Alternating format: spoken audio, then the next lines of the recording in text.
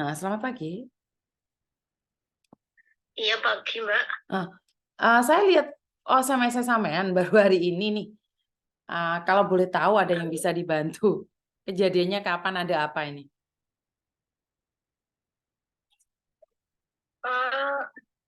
Ulangi lagi Mbak. Oke, saya barusan lihat SMS sampean. Ada yang bisa dibantu. Iya itu kan saya itu punya cerita menarik. Oke, punya cerita menarik. Tapi hati-hati, jangan pernah. Sebentar, Mbak. Ya itu. Sebentar. Jangan pernah menyebut nama siapapun, termasuk namamu sendiri, karena saya tidak ingin setelah viral kalian minta take down. Di podcastnya Uya Kuya maksudnya gimana? Ya karena kasusnya itu seperti podcast, banyak podcastnya di Uya Kuya ya. Saya itu dulu kerja di Hong Kong. Terus di dalam grup WA tentang UKM itu ada orang yang ngajak saya nikah gitu. Setelah itu saya sih nggak percaya aja semula itu. Setelah itu saya nyuruh sama keluarga saya 5 orang untuk menyelidiki tentang dia. Tapi 5 orang itu tidak ada satupun yang mau.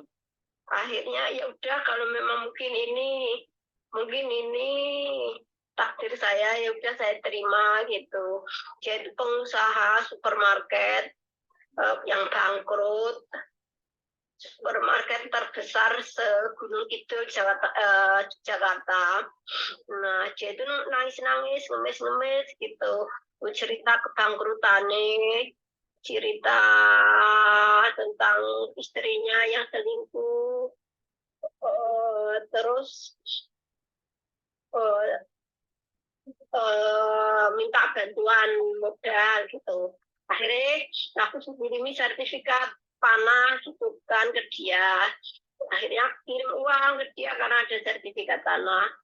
Nah, setelah finish kontrak, aku pulang ke Indonesia dan nikah sama dia. Ternyata juga lama sekali, itu udah 1,5 tahun, udah setengah tahun baru aku tahu kalau dia itu punya menjalani pernikahan poligami. Yang pertama istri yang di Jakarta itu, dari Jakarta sampai saat ini ada. Yang kedua itu teman dia SMA. Nah, yang istri kedua itu menceraikan dia akhirnya dengan surat cerai itu dipakai untuk merayu para janda, dan dia mengakui bahwa istri yang pertama dia yang Jakarta itu diakui sebagai pembantu. Dan itu korbannya itu ada 13 perempuan, dan saya itu korban yang ketujuh. Terlepas dia itu S1, S2, S3 itu ada korban-korban dia itu. Oke, terus? Nah, karena saya itu dulu kan juga dia nangis-nangis, ngemis-ngemis, minta bantuan permodalan dengan jaminan sertifikat itu. Akhirnya kan ya saya kasih saya kirimi uang lah. Setelah 1,5 tahun saya di sana, saya itu diajak bersekongkol agar dia itu bisa mencari perempuan lagi. Di situ kan udah ada 2 istri toh, antara saya, istri pertama dia dan sama saya, dan dia mau mencari istri lagi. Itu S1 usahanya itu pizza di Yogyakarta. Dan ternyata selama ini saya selidiki, saya itu ternyata korban yang ketujuh, dan orangnya itu korban yang pengusaha pizza itu korban yang ke-8. Nah, setelah saya gagalkan, akhirnya dia membawa pulang lagi perempuan yang anaknya kiai dari Tegal. Itu saya gagalkan lagi. Terus orang Madiun dan sekarang tuh orang Seragen, korban dia itu. Dan dia memang tuh predator kelamin.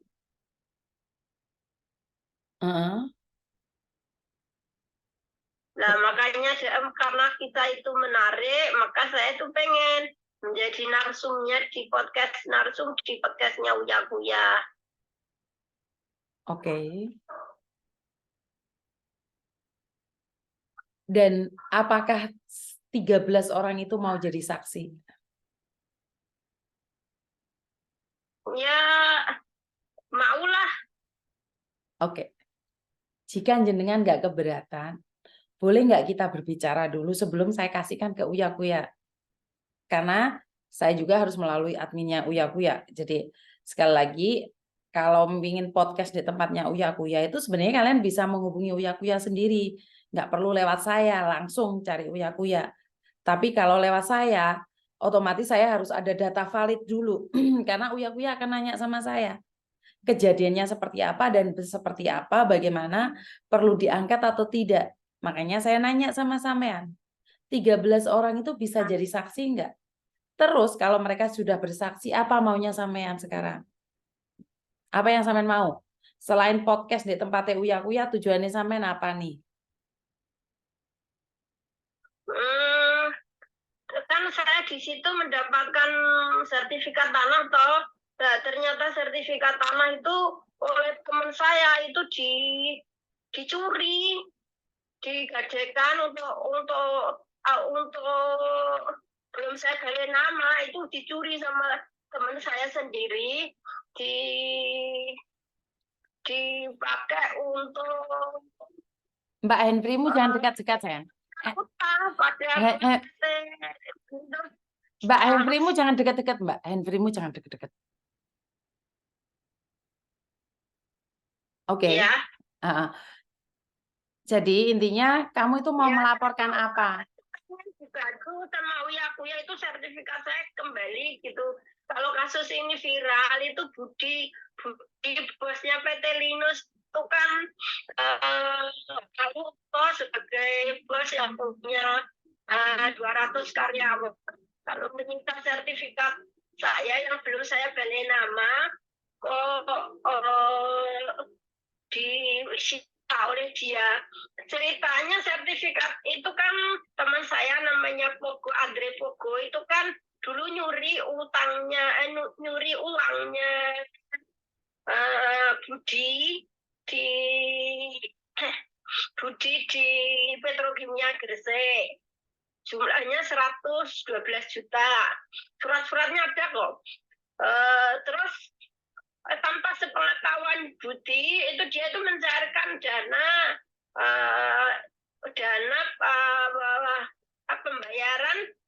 pembayarannya Petrokimia ke perusahaannya Budi itu kirim barang limbah itu. Terus sama si Pogo itu mungkin untuk nyauri utang dia gitu. Lah terus si Budi itu melaporkan Pogo kepada Polres Sidoarjo. Polres Sidoarjo ditangani oleh Pak Insa.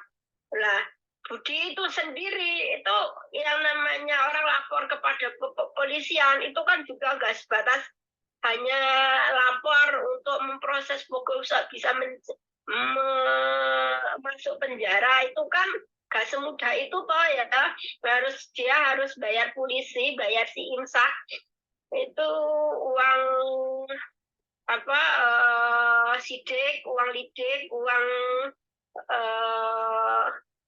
gelar perkara, sidang dan lain sebagainya itu kan harus dibayar Budi, tapi Budi itu nggak bayar. Nah, karena sudah dilaporkan kepada pihak Polres Sidoarjo oleh Budi, si Pogo itu ketakutan. Saking takutnya, akhirnya dia mencuri sertifikat saya, diserahkan ke Budi sebagai jaminan utang. Gitu. Nah, akhirnya saya laporan balik kepada pihak kepolisian. pada pihak kepolisian lah. Akhirnya karena saya juga nggak ada duit buat bayar biaya sidik lidik penyidikan dan gelar perkara. Akhirnya sampai sekarang sertifikat itu dipegang oleh Budi gitu. Sebentar. Bagaimana saya harus menceritakan sama Uya Kuya apa yang terjadi sama sampean nih? Saya nggak dapat poinnya, Mas Yan. Ya, pertama ya yang diceritakan kepada Uya Kuya, saya sebagai TKI Hongkong yang ditipu oleh seorang yang bernama Wardoyo yang ngaku sebagai janda, yang ngaku sebagai duda, dan ternyata dia pernah menjalani pernikahan poligami. Istri yang kedua menceraikan dia. Dengan adanya istri kedua menceraikan dia memiliki surat akta cerai dari pengadilan agama, dan itu dipakai untuk ngerayu janda-janda melalui Facebook, melalui WA, pokoknya dia bikin grup canda-canda itu kepada para janda dan duda gitu. Nah itu kalau yang banyak respon, yang pintar nanti langsung diinbox diajak kawin gitu. Dan dia sama modus operandinya, istri pertama diakui sebagai pembantu, dan istri pertama dia selalu memperbolehkan suaminya menjadi lonte gitu, malah didorong untuk mencari korban-korban berikutnya. Oke. Itu yang poin pertama, dan salah satunya korbannya adalah saya. Terus yang kedua, yang masalah itu sertifikat saya yang dipegang, yang dicuri Pogo, dipakai untuk jaminan utangnya Pogo. Oke. Kalau boleh tahu nih, sampean orang mana? Saya orang Tuban, Jawa Timur. Jenengan umur berapa? Saya umur 50 saat ini. Saat kejadian itu umur berapa? Saat kejadian itu saya umur 48. 2 tahun yang lalu. Oke. Iya. Di kejadian suami sampean tadi sudah menceritakan bahwa ada 13 perempuan yang ditipu. Benar tidak? Iya. Apakah 13 perempuan itu mau menjadi saksi? Kalau yang sebelum saya nggak tahu. Yang saya tahu itu Bu Ratna. Bu Ratna itu sebagai kanwil kepala dinas perdagangan dan UKM yang membawa di Yogyakarta, yang membawahi 5 kabupaten di Yogyakarta. Terus itu Bu Ratna, saya tahu nomor HP-nya, dan saya juga Bu Ratna itu kena tipu 200 juta itu. Oke, pertanyaan saya tidak ingin tahu dulu siapa nama-nama yang ditipu. Pertanyaan saya, Berikutnya itu Bu Nurul. Bu Nurul itu yang terapi, yang punya keahlian terapi pijat, terapi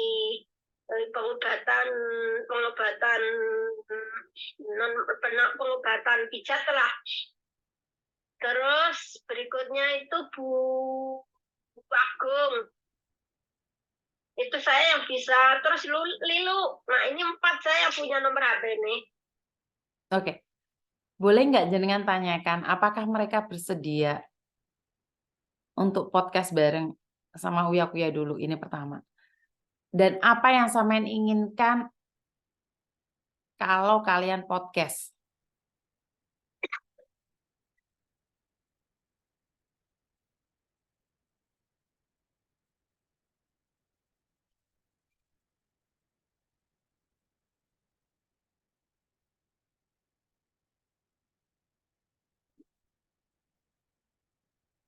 Saya belum bisa memastikan apakah mereka mau bareng-bareng podcast. Saya belum tahu. Soalnya Bu Ratna itu kan mentang-mentang pejabat tinggi, dia itu malu kalau harga dirinya itu melakukan sebuah kesalahan, harga dirinya tersebar kejelekannya gitu. Dan sampean kenapa menyebut namanya nih? Saya sudah bilang tadi bahwa Miss Yuni lagi live ini secara langsung dan tidak langsung masuk di YouTube sama di Facebook. Dan pertanyaan saya satu hal, apa yang harus saya sampaikan sama Mas Uya nih? Sementara sampean sendiri tidak mengetahui bahwa korban-korban yang lain itu akan berbicara atau enggak. Benar enggak? Ya karena belum ada, baru kali ini, maksudnya kan dikoordinasi dulu sampai mau enggak kalau saya mau podcast ke Uya masalah terus sampai mau enggak bersama saya podcast di Uya kamu mau saya kan belum tahu, jadi kan hal macam kayak gitu perlu koordinasi toh. Lah iya, sebelum podcast sama Uya kan harusnya jenengan koordinasi dulu. Bener nggak?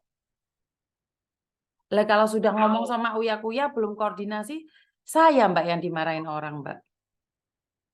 Kecuali sampean sendiri yang langsung connect sama Uya nggak melalui saya nih. Sampean kalau kayak gitu ya udah nggak apa-apa, cari Uya langsung aja. Kalau lewat saya itu harus detail karena saya penyampaiannya detail. Karena kalau nggak detail, mereka nanya saya ngangong nggak tahu apa-apa, kan lucu. Bener nggak? Jadi saya ini masih bingung sama itu melaporkan. Itu yang kuliah yang S3 itu, yang pendidikannya S3 itu apa, dia anggota DPRD. Mbak, jangan menyebutkan nama orang, Mbak. Mbak, jangan, Mbak.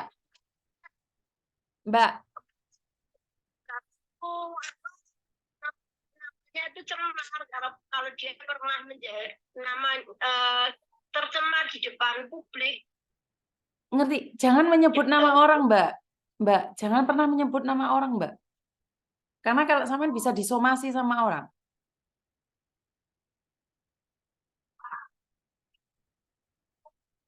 Paham nggak? Iya. Iya, paham. Kita harus ada aturan mainnya. Di tempatnya Uya sampean juga nek ngomong kayak gitu, ya gak wani saya memberikan nomor jenengan sama Uya. Kita harus menyesuaikan juga. Itu akan terjadi fitnah. Kalau tidak ada buktinya, makanya saya bilang sama sampean, harus koordinasi dulu.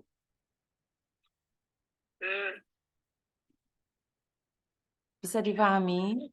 Yang jelas itu kalau podcast datang itu yang bisa diajak itu kemungkinan guru. Lainnya itu udah bisa karena apa? Karena malu. Sampean habis berapa sih sama cowok tadi itu? Ya 250 jutaan adalah. Kerja berapa tahun sama? Jika saya dikasih sertifikat, akhirnya saya dikasih sertifikat tanah seluas 1.200 meter. Sebentar, Mbak, saya masih penasaran juga. Sertifikat kok bisa diambil orang? Emang sertifikatnya di dalam emperan? Nggak sampai sembunyikan, nggak sampai simpen?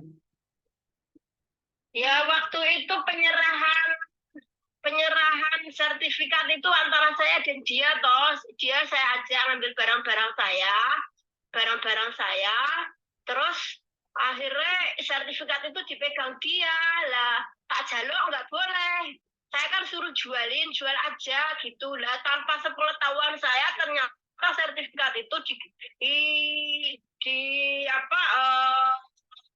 digadekan. Sampean ada buktinya kalau sertifikat itu digadekan? Ya, semuanya ada bukti-buktinya. Bisa dikasihkan ke saya? Iya, tak cari. Oke.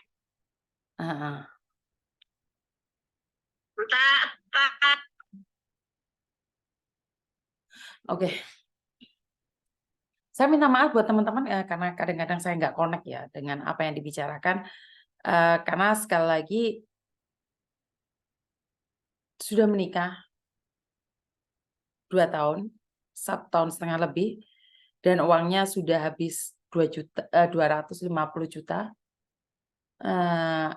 Ternyata istri pertama, menurut cerita dia ya, istri pertama itu adalah juga yang sengaja untuk mengeret. Sebenarnya Saya ingin menanganinya, saya ingin membantunya, tapi saya masih dalam keadaan bingung nih. Yang ingin diselesaikan tuh apanya? Kan dia nikah beneran nih. Dia kan nikah beneran. Dan seperti yang saya katakan bahwa saya itu minta bantuan Bang Martin itu kalau duduk perkaranya itu ada lebih dari 10 orang. Itu gratis. Makanya kan sekalian kasusnya dijadikan satu. Tapi kalau satu persatu saya itu minta tolong sama orang, Mbak. Jadi saya, saya itu minta tolong sama orang, otomatis kan saya harus meminta dan menjelaskan dulu dengan detail sebelum saya menceritakan pada orang-orang yang saya maksud. Benar nggak? Jadi saya itu harus bagaimana dan seperti apa gitu. Kalau kalian menceritakannya aja nggak jelas, terus bagaimana saya bisa menjelaskan pada orang lain? Jadi sekali lagi buat teman-teman, kalau kalian menginginkan saya jadi perantara saja ke Uya Kuya, ya sampean cari sendiri. Karena saya tidak ingin ada kesalahpahaman antara saya dan Mas Uya Kuya. Karena kita adalah sahabat. Saya tidak ingin tiba-tiba ujuk-ujuk nomornya dia privat aja saya nggak bisa ngasihkan, Mbak. Bener nggak? Jadi saya itu nggak bisa ngasihkan. Kalaupun itu zaman dahulu saya kasihkan langsung, Mas Uya bilang apa? Hubungi Miss Yuni dulu, biar Miss Yuni tahu detailnya dan kronologinya. Ya karena Mas Uya sendiri nggak paham, kecuali nih, kayak kasusnya si Faruk itu, data sudah ada di saya, informasi semua sudah ada di saya. Saat saya ditanya, saya bisa menjawab pertanyaan-pertanyaan itu dengan satset, dan kalian hadir di situ. Otomatis Mas Uya Kuya, Pak Martin, ya, Inang itu sudah tahu style saya menjelaskannya secara detail sebelum podcast. Jadi buat teman-teman, saya cuma ingin menyampaikan bahwa boleh bercerita informasinya, tapi mohon yang jelas ya. Kalau nggak jelas, ya bagaimana kita akan menjelaskan pada orang lain. Jadi aku mumet ngrungokne ya wes, gagal fokus mis ngoweya lan wonge. Maaf nih saya ikut ketawa, ya boleh. Dan seperti dugaan kalian semua bahwa ibunya sudah berumur 50 tahunan. Ya, tidak ada yang salah dengan umur ya, karena umur hanyalah sebuah angka, cinta itu sudah wajar.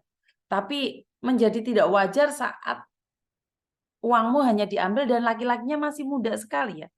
Saya melihat fotonya, saya tidak bisa menyebarkan fotonya ya. Jadi saya lihat fotonya itu si cowoknya itu masih muda sekali gitu loh. Sama ibunya sudah dikirimkan foto-fotonya. Jadi masih muda sekali, predator kelamin, lelaki kelamin. Oh ini saya nggak tahu maksudnya seperti apa.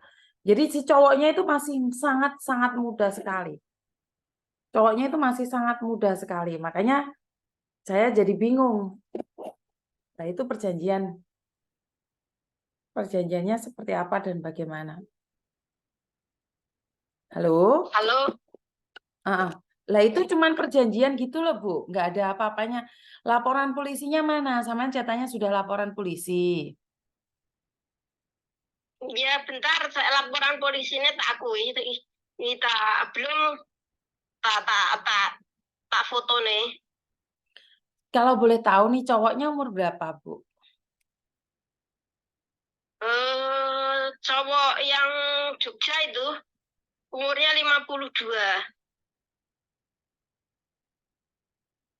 Asli 52.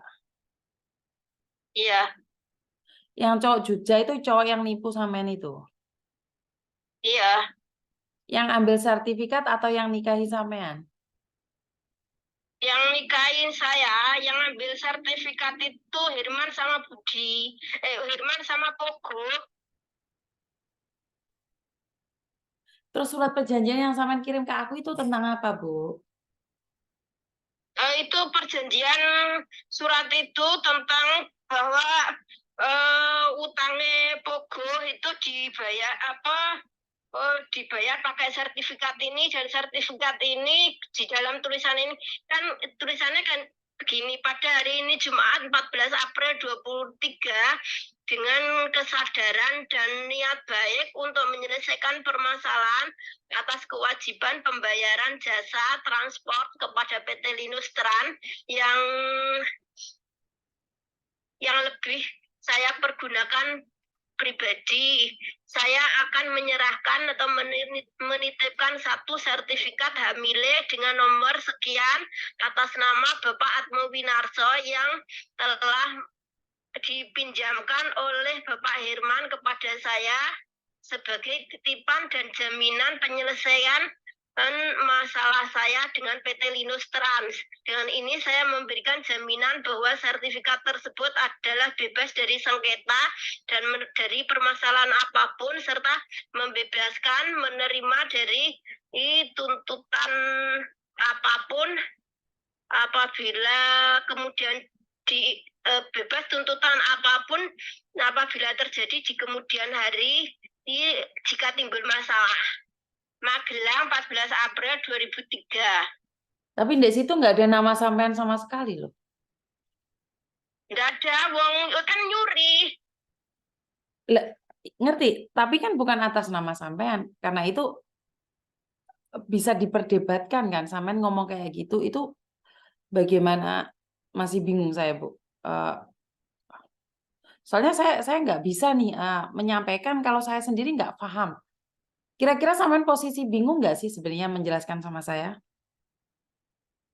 Enggak. Kan dia posisi nyuri, nggak tanpa sepengetahuan saya. Kenapa sampean nggak laporan sama polisi kalau dia mencuri? Ya udah saya laporin kepada IMSAK, kepada Polres Sidoarjo. Polres Sidoarjo pun juga nggak ambil tindakan, soalnya ya ada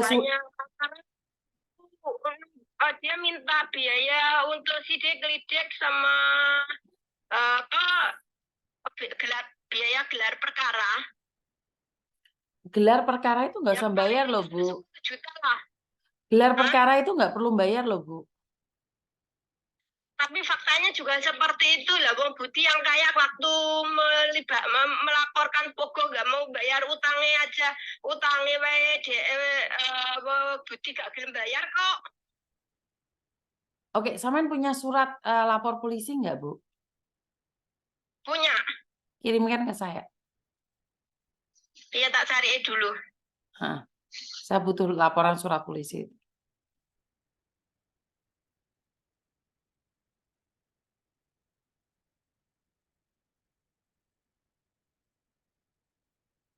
Saya minta data-data sampean juga ya.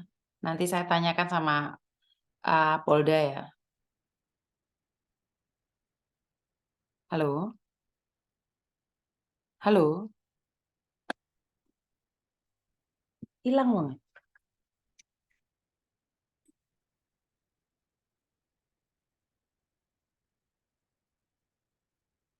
Saya minta surat yang sampean laporkan ke polisi, Mbak.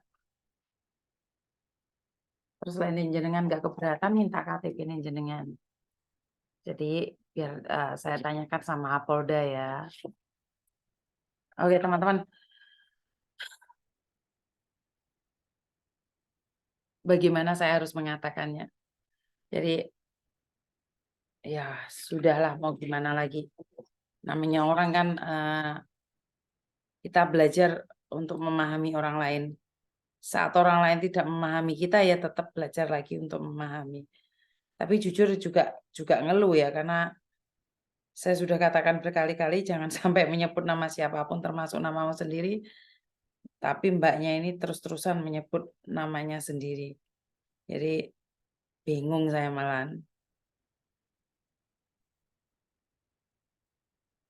Saya nggak tahu ini mbaknya posisinya ada di mana dan seperti apa.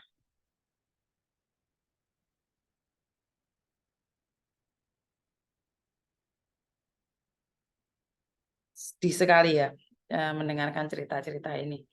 Jadi ya situ aja teman-teman, bingung saya Mas Yan. Dengan apa yang mbaknya ceritakan ini punya dampak yang seperti apa dan bagaimana.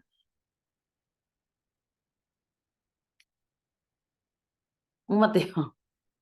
Ya wis gak apa-apa lah. Jadi nggak tahu seperti apa dan bagaimana. Halo, kenapa Mbak?